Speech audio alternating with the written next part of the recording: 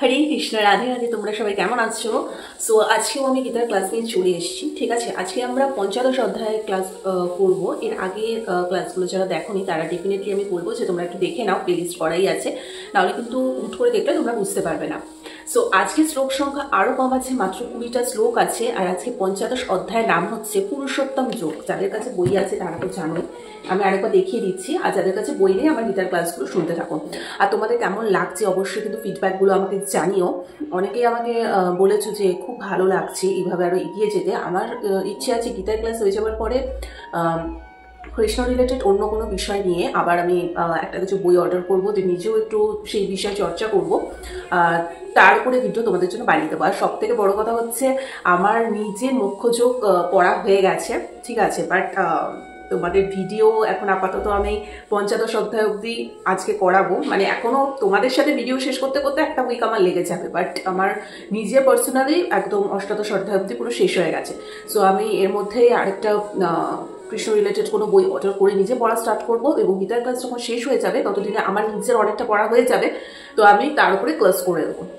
আর তোমাদেরও যদি কোনো রিকোয়েস্ট থাকে যে অন্য কোনো মানে ঈশ্বর কেন্দ্রিক কোনো বিষয় নিয়ে আলোচনা করতে, কোন কী নিয়ে আমি আলোচনা করতে পারি, যদি তোমাদের কোনো রিকোয়েস্ট থাকে আমাকে ডেফিনেটলি কমেন্ট করো। আমার পক্ষে পসিবল হলে আমি তার উপরে ডেফিনেটলি ভিডিও বানিয়ে দেবো। সো চলো আজকে আপাতত বেশি লেট না করে গীতার পঞ্চদশ অধ্যায়টা স্টার্ট করছি। আচ্ছা, শ্লোক হচ্ছে 1। পরমেশ্বর ভগবান বললেন, ঊর্ধ্বমূল ও অধ শাখা বিশিষ্ট একটি অব্যয় অসত্য বৃক্ষের কথা বলা হয়েছে, যার পত্রগুলি বৈদিক মন্ত্রসমূহ। যিনি সেই বৃক্ষটিকে জানেন তিনি বেদজ্ঞ। মানে এখানে বেদ নিয়ে আলোচনা করা হয়েছে, ঠিক আছে। আচ্ছা, মানে কি বলেছে, এক কথায় হচ্ছে এই জড়জগতের বন্ধন থেকে মুক্ত হতে বেদ অধ্যয়নই সর্বশ্রেষ্ঠ পন্থা, ঠিক আছে। সেখানে সব কিছু বলা আছে। যারা বেদ উপনিষদ এগুলো পড়েছো তারা তো জানোই, আর যারা পড়নি তারা তার থেকে ক্ষুদ্র যে বেদান্ত আছে, বা তার থেকে ক্ষুদ্র যে জিনিসগুলো হয় মানে গীতা গীতা এগুলো তোমরা পড়তে পারো, ঠিক আছে। আচ্ছা, ভক্তিযোগের গুরুত্ব আলোচনা করার পর কেউ প্রশ্ন করতে পারে তাহলে বেদের অর্থ কি, ঠিক আছে। এই অধ্যায়ে বর্ণনা করা হয়েছে বেদ অধ্যয়ন করার উদ্দেশ্যে পরমেশ্বর ভগবান শ্রীকৃষ্ণকে জানা যায়, একদমই যেটা আমি এখনই বললাম। সুতরাং যিনি কৃষ্ণ ভাবনাময়, যিনি ভগবানের ভক্তিযুক্ত সেবায় নিযুক্ত, তিনি ইতিমধ্যে বেদের জ্ঞান আহরণ করেছে, ঠিক আছে। জড়জগতের বন্ধনকে এখানে একটি অসত্য গাছের সাথে তুলনা করা হয়েছে। যে এই বৃক্ষটির প্রতি আসক্ত তার পক্ষে মুক্তি লাভের কোনো আশা নেই। মানে এখানে এই যে বলছে না যে একটা অসত্য, মানে এখানে উনি যে শ্লোকটা দিয়েছেন, ঠিক আছে, সেখানে উনি অসত্য গাছকে কার সাথে তুলনা করেছেন, এই জড়জগতের বন্ধনকে। হ্যাঁ, একটা অসত্য গাছকে আমরা জড়জগতের বন্ধনের সাথে উনি তুলনা করেছেন। আমরা যদি সেই অসত্য গাছটার ওপর খুব বেশি অ্যাট্রাক্ট হয়ে পড়ি তাহলে কিন্তু আমরা মানে জড়জগতের ওপর অ্যাট্রাক্ট হয়ে পড়ছি। সুতরাং আমাদের মুক্তি লাভের কোনো আশাই থাকে না, ঠিক আছে। তো এখানে সেটাই বলা হয়েছে যে বেদের কি মাহাত্ম্য, বেদ পড়লে কি হয় সেই সম্বন্ধে এবার ঈশ্বর এখানে বর্ণনা করেছে, শুনে নাও। শ্লোক 2। এই বৃক্ষের শাখা সমূহ জড় প্রকৃতির 3টি গুণের দ্বারা পুষ্ট হয়ে অধোদেশে ও ঊর্ধ্বদেশে বিস্তৃত। ইন্দ্রিয়ের বিষয় সমূহই এই শাখাগণের পল্ল। এই বৃক্ষের অধোদেশে প্রসারিত মূল আছে এবং সেগুলি মনুষ্য লোককে সকাম কর্মের বন্ধনে আবদ্ধ। মানে কি বলেছে, এই অসত্য গাছটি শাখা চতুর্দিকে ছড়িয়ে আছে। অসত্য গাছ মানে জড় বন্ধন, তার মায়া আমাদের টোটাল মানে সমস্ত কিছুকে যেমন মোহের মধ্যে জাপটে রেখেছে, সেটাই বলেছে। তার নির্মাংসে মানে সেই অসত্য গাছের নির্মাংসে মানুষ, পশু, গরু, ঘোড়া, কুকুর, বিড়াল আদি বিভিন্ন জীবের বৈচিত্র্যময় প্রকাশ রয়েছে, ঠিক আছে। এরা অধোমুখী শাখাগুলিতে অবস্থিত, নিচের শাখায়। আর ঊর্ধ্বমুখী শাখাগুলিতে কারা রয়েছে, দেবতা, গর্ধব আদি প্রজাতির জীবসমূহ। একদমই তাই, জড়জগতের নিচে কারা রয়েছে, আমাদের মতো জীব সবাই, আর তার ঊর্ধ্বে রয়েছে ঈশ্বর মানে দেবতারা।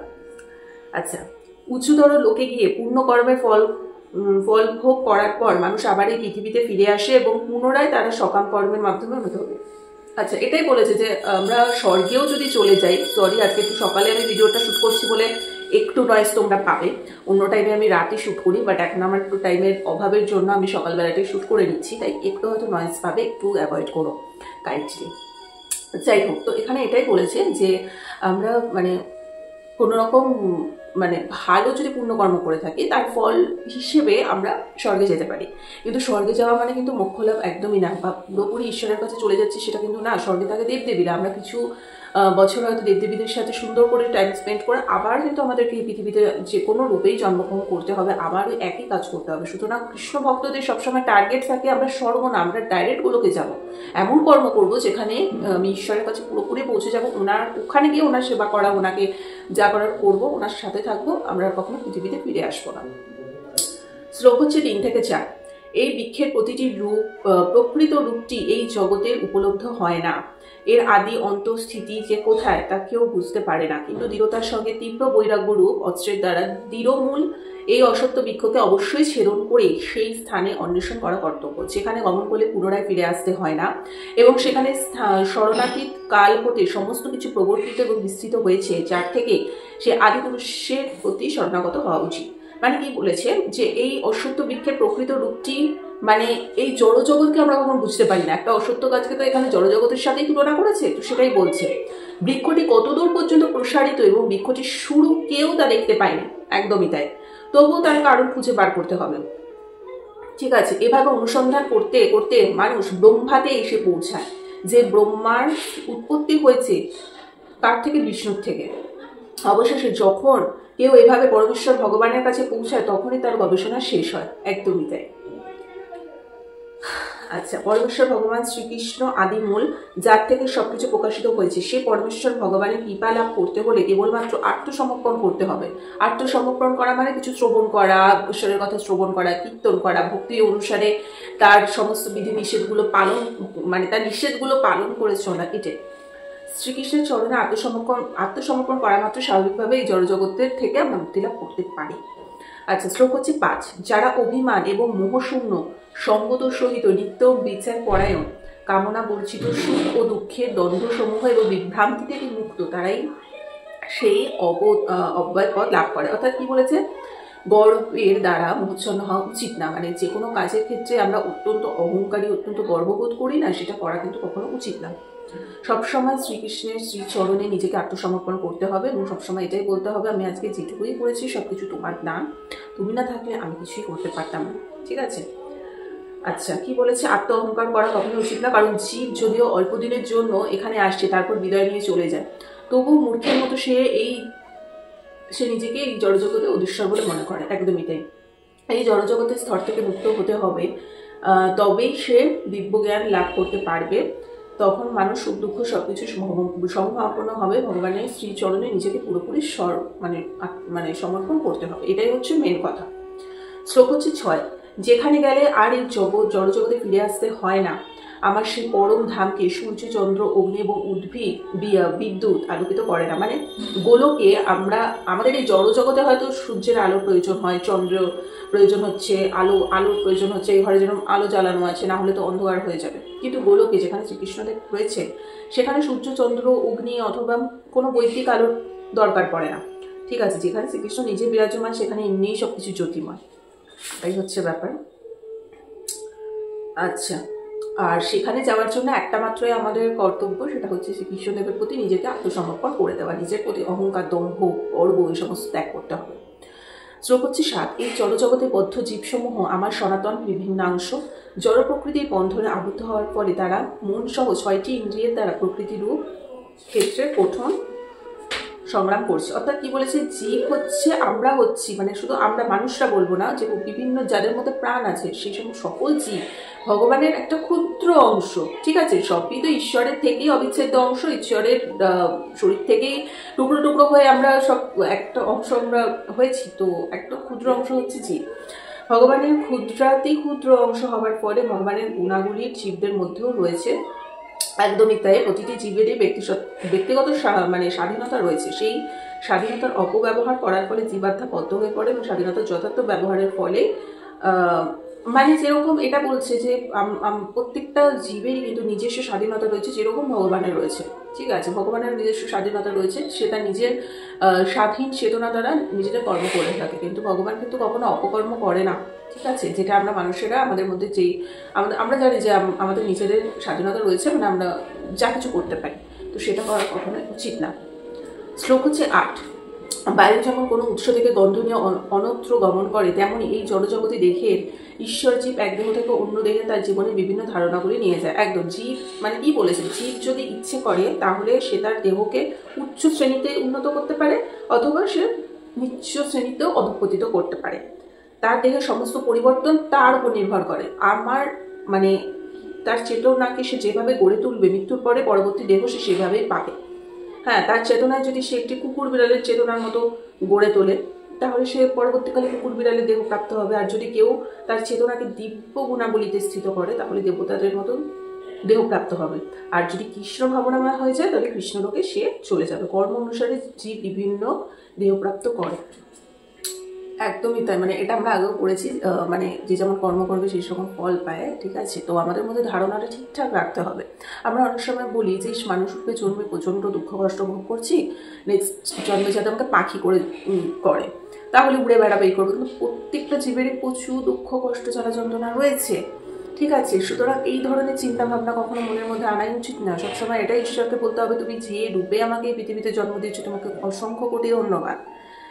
ঠিক আছে, ওটাই হচ্ছে ব্যাপার। আর তুমি সবসময় নিজের মনে এটাই সবসময় রাখবে যে সকলের ভালো করতে হবে, পূর্ণ করতে হবে। কৃষ্ণ ভাবনায় মগ্ন যেসব মানুষেরা রয়েছেন বা ভক্তরা রয়েছেন, তারা তো সম্পূর্ণ ওনার কাছেই চলে যায়, আর এই জড়জগতে একদমই তারা ফিরে আসে না। ঠিক আছে, তো আমি ডিসাইড করব যে আমি মৃত্যুর পরে আমার মানে ডেস্টিনেশনটা উঁচুর দিকে যাবে না নিচুর দিকে যাবে। আমি যদি কুকুর বিড়াল হওয়ার আকাঙ্ক্ষা রাখি, কুকুর বিড়াল হব। আমি যদি আকাঙ্ক্ষা রাখি না আমার এই পৃথিবীতে ফিরে আসার দরকার নেই, পুরোপুরি ঈশ্বরের কাছে চলে যেতে চাই, তাহলে সেটাই হবে। তো তোমার উপর ডিপেন্ড করছে। ঠিক আছে, ওটাই হচ্ছে ব্যাপার। নেক্সট শ্লোক হচ্ছে 9। এই জীব চক্ষু, কর্ণ, ত্বক, জিহ্বা, নাসিকা এবং মনকে আশ্রয় করে ইন্দ্রিয়ের বিষয়সমূহ উপভোগ করে। মানে প্রকৃত চেতনা হচ্ছে কৃষ্ণ চেতনা। তাই কেউ যখন কৃষ্ণ চেতনা অধিষ্ঠিত হন, তখন তার তিনি পবিত্র জীবনে অবস্থান করে। কিন্তু জড়জাগতিক মানুষ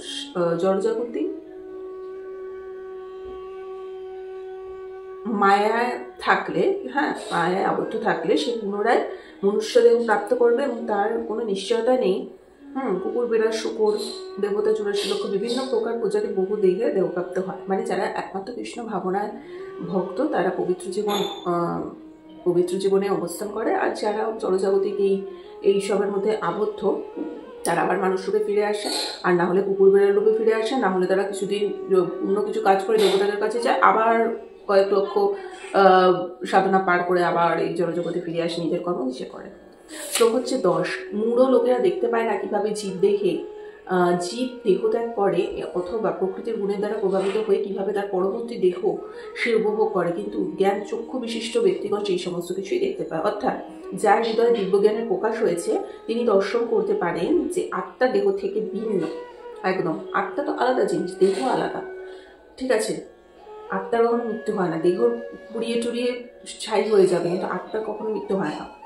দেহ সর্বদাই পরিবর্তন হচ্ছে।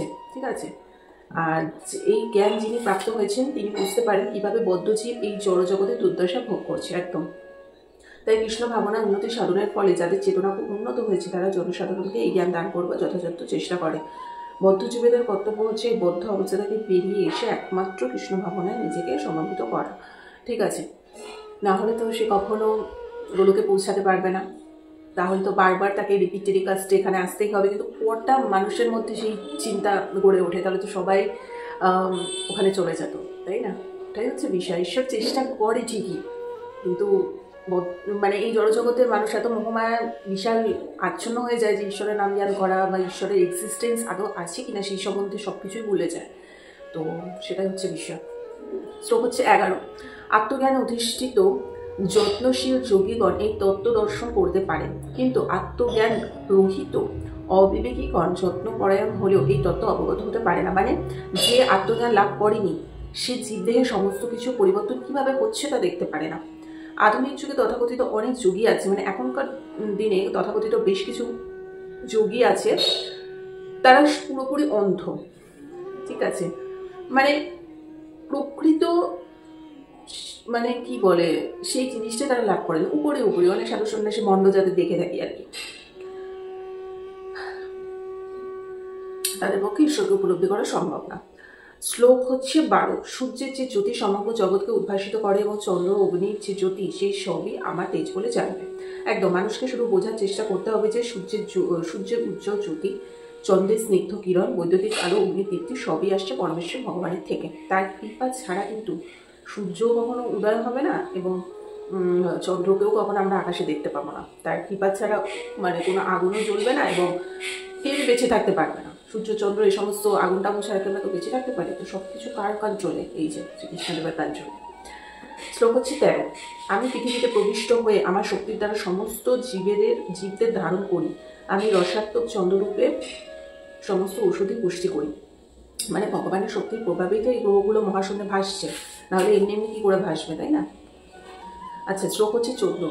আমি জঠরাঙ্গী রূপে, জঠরাঙ্গী মানে পেটে এক ধরনের অগ্নি থাকে, ওই জন্য আমাদের পেট সবসময় গরম হয়ে থাকে বলে না। সব কিছু নিয়েই তো আমাদের দেহটা গঠিত, রক্ত মাংস সব কিছু নিয়ে। তো সে ওই জঠরাঙ্গী রূপে প্রাণীগণের দেহ আশ্রয় করে প্রাণ এবং অপান বায়ুর সংযোগে 4 প্রকার খাদ্য পরিত্যাগ করি। একদম আমাদের পেটের মধ্যে আগুনটা থাকার ফলে তো 4 বেলা যে আমরা খাচ্ছি সেটা পরিপাক করতে হেল্প করে। আচ্ছা, যা আমাদের খাদ্যদ্রব্য হজম করতে সাহায্য করে। ঠিক আছে, মাঝে মাঝে সেই অগ্নি যখন ঠিকমতো কাজ করে না তখন চিকিৎসার প্রয়োজন হয়। ঠিক আছে। আচ্ছা, শ্লোক হচ্ছে 15। সবকিছুর মূলেই আছে ঈশ্বর। ঈশ্বর না চাইলে আমরা খাদ্য মানে হজম করতে পারবো না, কিছুই করতে পারবো না। শ্লোক হচ্ছে 15। আমি সমস্ত জীবের হৃদয় অবস্থিত এবং আমার থেকে স্মৃতি, জ্ঞান এবং বিস্মৃতি হয়। আমি সমস্ত বেদের জ্ঞাতব্য এবং আমি বেদান্ত কর্তা ও বেদজ্ঞ। মানে কি বলেছে? বেদ মানুষকে, এখন আসছে যে মানে আমাদের বেদ পড়া উচিত কেন, এখানে বলেছে বেদ মানুষকে সঠিক পথ নির্দেশ করতে সাহায্য করে যাতে তারা যথাযথ জীবন গড়ে তুলতে পারে এবং ভগবত ধামে ফিরে যায় গোলকে। শ্রীকৃষ্ণ ব্যাসদেব রূপে অবতীর্ণ হয়ে বেদান্ত সূত্র প্রণয়ন করে। আমরা সবাই জানি বেদান্ত সূত্র কে প্রণয়ন করে? ব্যাসদেব। ব্যাসদেবকে শ্রীকৃষ্ণদেব তো নিজে আসতে পারবে না, উনি ব্যাসদেবের রূপ ধরে এসে বেদান্ত সূত্র প্রণয়ন করেছেন। এইভাবে ভগবান সকলের মঙ্গলময়, পরম দয়াময়। কিন্তু আমরা তো ঈশ্বরের এক্সিস্টেন্সই বুঝি না। আমরা ভাবি ঈশ্বর বলে কিছু নেই, ঈশ্বর এই পৃথিবীতে যা কিছু করছি সব নিজেদের ইয়েতে করছি। এত অহংকার দম্ভ হয়ে গেছে আমাদের, তাই না? ওটাই হচ্ছে বিষয়। শ্লোক হচ্ছে 16। ক্ষর এবং অক্ষর 2 প্রকার জীব রয়েছে। এই জড়জগতের সমস্ত জীবকে ক্ষর এবং জীবজগতের সমস্ত জীবকে অক্ষর বলতে হয়। মানে কি বলেছে? পিতামহ ব্রহ্মা থেকে শুরু করে একটা ছোট পিঁপড়ে পর্যন্ত কি গিয়ে জড়জগতের সংস্পর্শে, সকলেই জড়জগতের সংস্পর্শে এসছে। ঠিক আছে, সকলেই দেহ পরিবর্তন করছে, তাই তারা সকলেই ক্ষর। এবং জীবজগতে সকলে একান্তভাবে মুক্ত। অক্ষর মানে মুক্ত। আচ্ছা, শ্লোক হচ্ছে 17। এই দুটি থেকে ভিন্ন উত্তম পুরুষকে বলা হয় পরমাত্মা, যিনি ঈশ্বর এবং অব্যয় এবং তিনি ত্রিলোকে প্রবিষ্ট হয়ে তাদের পালন করছে। অর্থাৎ কি বলেছে? বদ্ধ এবং মুক্ত অত্যন্ত কচি জীবের ঊর্ধ্বে রয়েছে পরম পুরুষ, যিনি হচ্ছেন পরমাত্মা। সেই পরমেশ্বর ভগবান সকলের হৃদয় পরমাত্মা রূপে রয়েছে, সবার হৃদয়ে রয়েছে।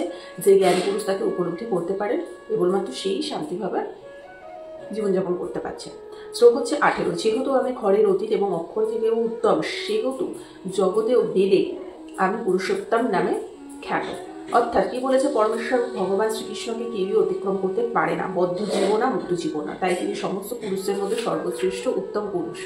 শ্লোক হচ্ছে 19। সে ভারত, যিনি সন্দেহাতীত ভাবে আমাকে পুরুষোত্তম বলে জানেন, তিনি সর্বজ্ঞ এবং তিনি সর্বত্রভাবে আমাকে বোঝানো করেন। মানে যিনি শ্রীকৃষ্ণকে পরম পুরুষ রূপে জানেন তিনি প্রকৃতপক্ষেই সর্বজ্ঞ, মানে সর্বজ্ঞানী।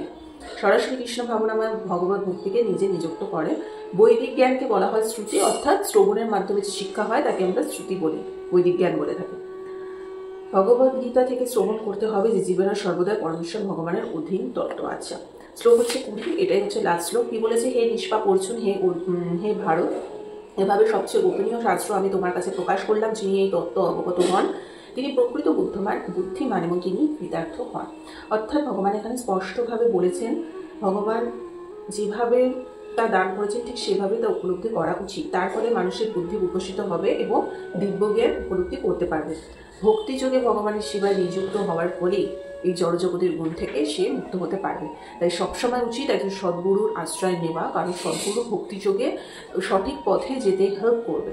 তাকে, ঠিক আছে? যতক্ষণ না পর্যন্ত মানুষ সমস্ত পাপ কাজ থেকে মুক্ত হচ্ছে ততক্ষণ পর্যন্ত শ্রীকৃষ্ণকে জানতে পারা সম্ভব না। মানুষকে সব রকমের পাপের কলুষতা থেকে মুক্ত হতে হবে, তখনই কেবল সে উপলব্ধি করতে পারবে। ভক্তিযোগ এতই শুদ্ধ এবং শক্তিশালী, কেউ যখন একবার ভগবান সেবায় নিযুক্ত হন তখন আপনা থেকেই সমস্ত পাপ দূর হয়ে যায়। তখন তাকে জোর করে পাপ দূর করতে হয় না, কী করে পাপ দূর করবো।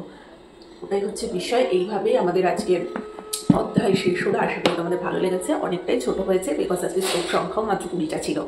যদি আজকে ভিডিওটা ভালো লেগে থাকে অবশ্যই লাইক কমেন্ট শেয়ার সাবস্ক্রাইব করে দিও। হরে কৃষ্ণ, রাধে রাধে, ভগবান সকলের মঙ্গল করুন। নেক্সট ভিডিও নিয়ে আবার আসি। আজকের মতো এখানে টাটা।